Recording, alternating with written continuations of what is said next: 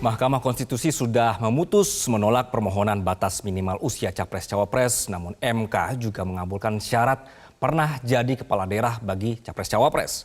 Seberapa signifikan putusan MK ini berdampak pada eskalasi politik jelang pendaftaran kandidat kontestan Pilpres 2024 dan bagaimana dengan peluang putra sulung Presiden Joko Widodo Gibran Rakebuming Raka menjadi pendamping Baca Pres Koalisi Indonesia Maju Prabowo Subianto.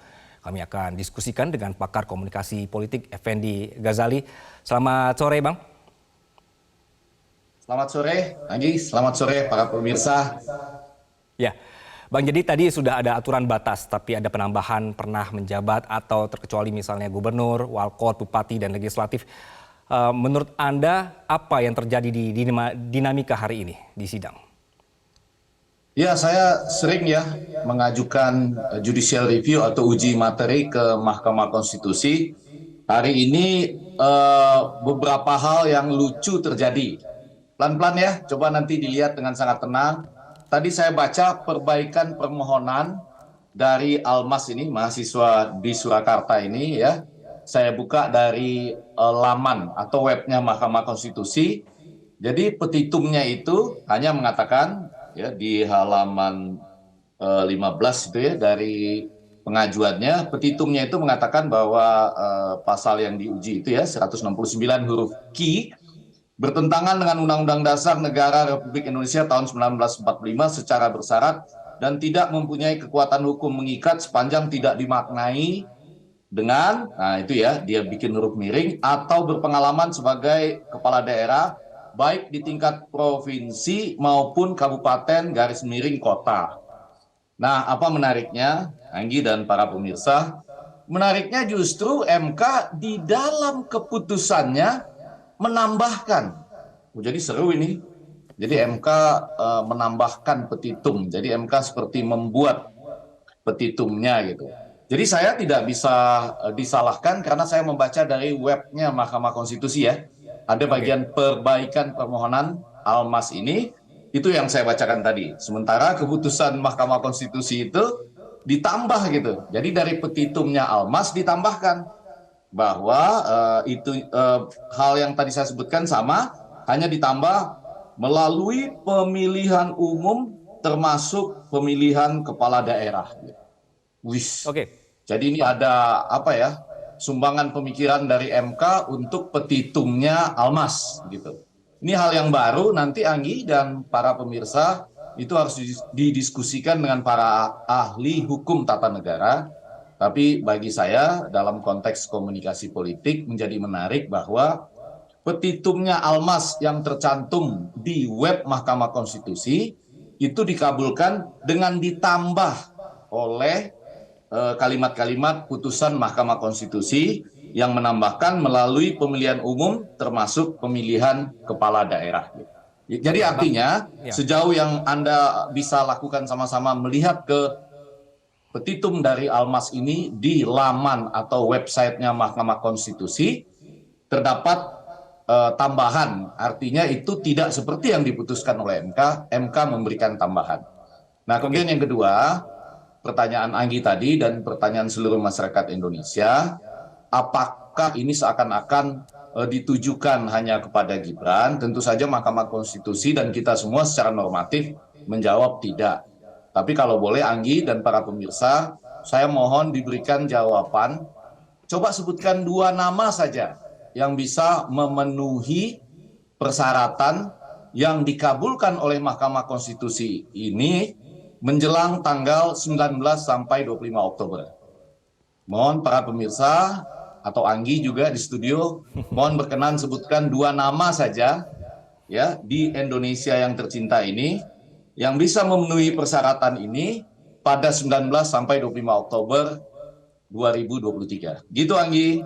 Oke, kalau Bang Effendi sendiri melihatnya siapa 2 nama ini?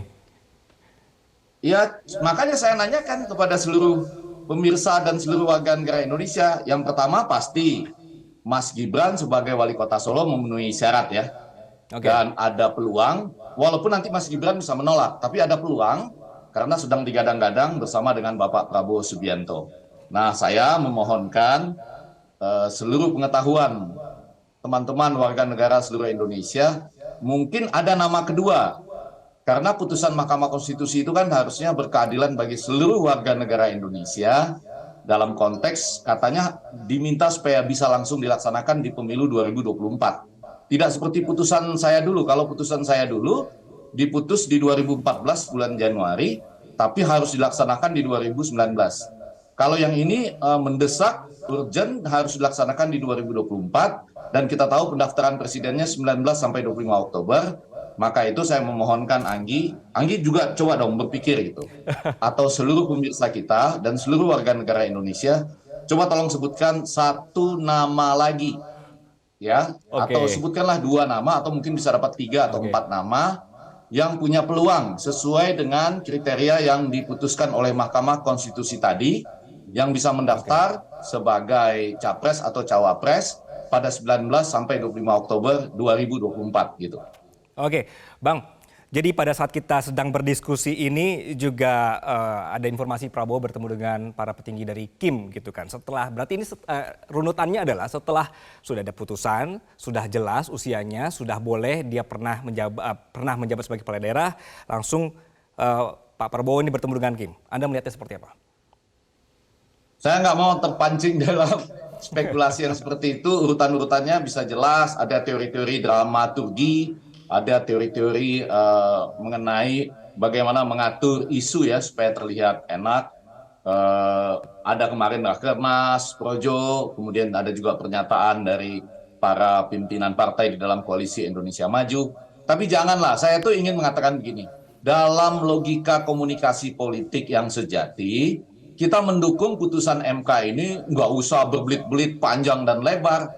Sederhana saja, ketika orang bisa memilih, maka dia bisa dipilih. Berarti di atas 17 tahun, dia sudah bisa menjadi juga pejabat publik. Karena kalau tidak begitu, Anggi, kita menghina tindakan memilih.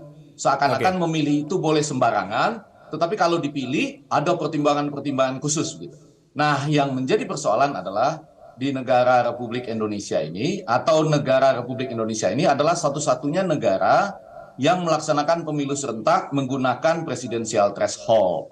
Di seluruh dunia tidak ada negara yang melaksanakan pemilu serentak dengan presidensial threshold. Mahkamah Konstitusi selalu mengatakan bahwa presidensial threshold itu adalah open legal policy dan tidak mau menyentuh itu. Gitu. Nah kalau yang ini bukan open legal policy karena bertentangan secara moral dan hal-hal lain dalam pertimbangan Mahkamah Konstitusi. Kita harus lihat rekamannya atau nanti lihat versi tercetaknya. Jadi harusnya putusan ini, jadi saya setuju di atas 17 tahun itu boleh memilih dan dipilih supaya seimbang itu. Jangan memilih boleh sembarangan, dipilih tidak sembarangan. Lalu dibuka, kembalikan sesuai dengan keinginan pendiri negara maupun pembuat konstitusi dan yang terlibat dalam amandemen terbatasnya pasal 6A ayat 2 yang mengatakan bahwa pasangan calon presiden dan wakil presiden diusulkan oleh partai politik atau gabungan partai politik peserta pemilu sebelum pelaksanaan pemilu. Jadi ini layak dibuka ketika seluruh partai politik atau gabungan partai politik boleh mengusulkan masing-masing capres dan cawapresnya. Jadi maksudnya Anggi, dengan meritokrasi, kadang-kadang dengan konvensi ya, partai politik itu akan menetapkan gabungan dari misalnya tua-tua, tua-muda, muda-tua, muda-muda, misalnya gitu ya. Dan selanjutnya, persis seperti pertimbangan-pertimbangan yang disampaikan oleh Hakim Konstitusi yang mulia tadi, itu nanti akan dipilih oleh rakyat. Oke, Bang sedikit saya minta komentar tadi Abang sempat menyinggung ya, berkenan dengan justru MK-nya yang menambah petitum tadi. Itu sebenarnya kalau misalnya nanti dari kedepannya, ini akan menjadi masalah baru atau memang itu sebenarnya diperbolehkan Bang? Karena kan mungkin saja ini ada pernyataan. Coba cari teman-teman ahli hukum tata negara. Tadi saya sudah mencoba melakukan komunikasi, ada yang menjawab dalam tanda petik, "Wush, gila," katanya gitu ya. Tapi jangan itu yang dijadikan patokan, mari sama-sama kita lihat. Silahkan dibuka laman Mahkamah Konstitusi pada petitum. Jangan permohonan awal, tapi perbaikan permohonan yang dimasukkan oleh warga negara, kebetulan mahasiswa bernama Almas ini, tidak saya temukan kalimat-kalimat melalui pemilihan umum, termasuk pemilihan kepala daerah. ini penting untuk menekankan bahwa mereka yang boleh ini, walaupun di bawah usia 40 tahun, sudah pernah melalui sebuah proses pemilihan langsung oleh rakyat, gitulah kurang lebih gitu. Nah, itu Oke. tidak termasuk dalam petitum dari Almats ya. Jadi nanti silakan saja teman-teman semua membuka web Mahkamah Konstitusi. Saya membukanya sebelum acara kita ini, sebelum wawancara ini atau sebelum diskusi ini, dan terlihat masih seperti itu. Jadi ini menjadi Oke. menarik untuk nanti teman-teman ahli tata negara untuk apakah boleh Mahkamah Konstitusi menambahkan lebih dari petitum yang dimaksud oleh pemohon supaya memberikan ini memang memiliki keadilan konstitusional. Oke, oke deh. Itu jadi PR kita ya Bang ya. Oke, Bang Effendi, jadi kan sekarang kan narasi yang dimunculkan, yang dibangun bahwa tidak ada keberpihakan terhadap calon yang muda gitu ini. Konsep muda ini apakah memang bisa menjadi jaminan untuk menarik pemilih atau hanya dalih saja misalnya Bang? Ada tambahan. Jadi kemarin saya diskusi ya dengan beberapa lembaga survei, bahkan ada yang rilis terakhir tuh parameter, terlihat bahwa memang pemilih muda di bawah 40 tahun itu ternyata signifikan, bukan hanya jumlahnya tapi juga bagaimana mereka nanti akan menentukan pilihan terhadap para calon yang juga muda. Tapi sebetulnya kan inti dari pengujian materi ini bukan di situ, Anggi. Oke, Intinya adalah tadi ya banyak sekali pertimbangan Mahkamah Konstitusi itu memberi kesempatan supaya anak muda tidak hanya menjadi objek tapi menjadi subjek. Nah, pertanyaan kita lagi-lagi coba sebutkan 2 nama yang bisa menjadi subjek pada pemilu 2024 sesuai dengan pesan Mahkamah Konstitusi ketika sedang ada koalisi-koalisi saat ini dan sedang ada presidensial threshold. Coba sebutkan. Anggi udah dapat belum nama yang kedua? saya otomatis tidak akan bisa untuk menyebut nama sebenarnya kan Bang ya. Oke, tapi sebenarnya gini, Nggak, jadi bukan. kita akan tunggu ya. Berarti Bukan. memang hasil Pendaftaran dari. kriterianya saja. Saya nggak menyebutkan bahwa ini kita beraliansi dengan partai-partai tertentu, nggak. Kriteria di bawah 40 tahun, ya. Oke, Tapi karena pernah atau sedang, ini pernah sedang ini kita juga nggak tahu nih ya. Maksudnya oke. dalam bayangan saya sudah pernah atau sedang menjadi kepala Pernah, daerah sedang, di bawah atau 40 kan tahun. Bang sebenarnya ada atau Ya, di sini.